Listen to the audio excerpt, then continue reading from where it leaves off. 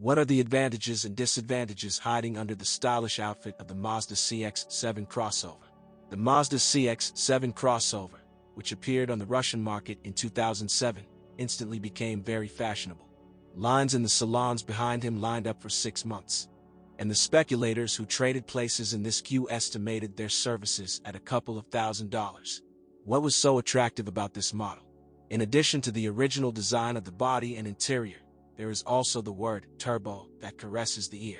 The CX-7 was supplied to our market with a single 2.3-liter engine, 238 horsepower.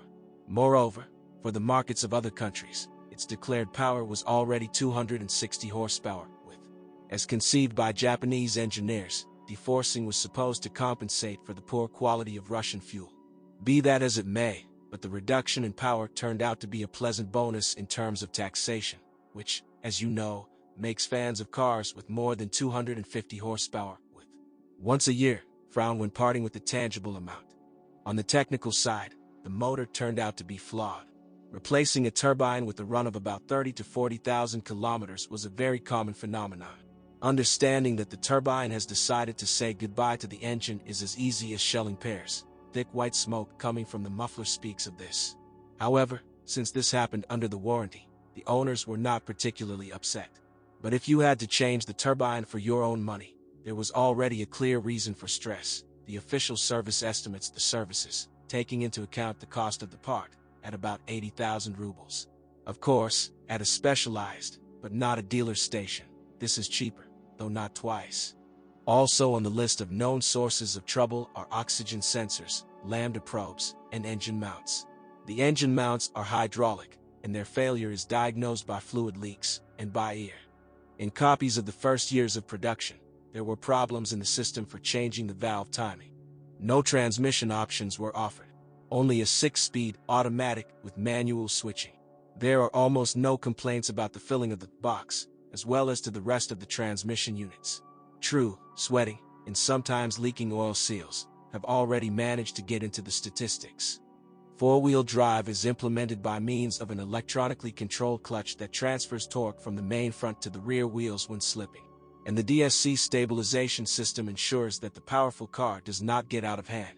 Suspensions, front, McPherson, rear, multi-link, despite the declared adaptability to our roads, do not resist Russian realities for very long. Therefore, replacing the front strut mounts and bushings of the anti-roll bar is an ordinary operation.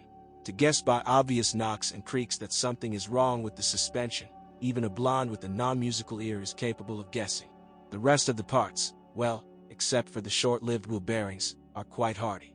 It is worth noting that it is impossible to more or less accurately predict whether the front or rear bearing will be the first to ask for a scrap metal collection point. In the steering of the cars of the first years of production, there were problems with the current power steering fluid, which was due to the clamps of the system. The most common nuisance occurs with the brakes. No, they don't go anywhere.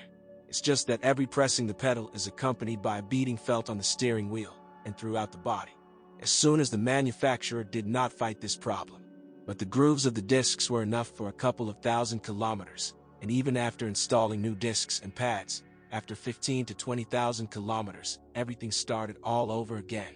The situation was somewhat corrected by new casings that changed the temperature regime and better protected the discs from direct water ingress. As for the body, there are known cases of corrosion, chrome parts, such as a nameplate and door handles. Misting headlights were changed by the officials without question. Many more warranty cases were noted with melted taillights. It happened that the latches refused to hold the doors in the open position.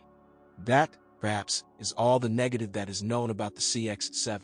Of course, Mazda, caring about the reputation, worked to eliminate all of the above problems. Much of this list has been eliminated on fresh copies, but not all.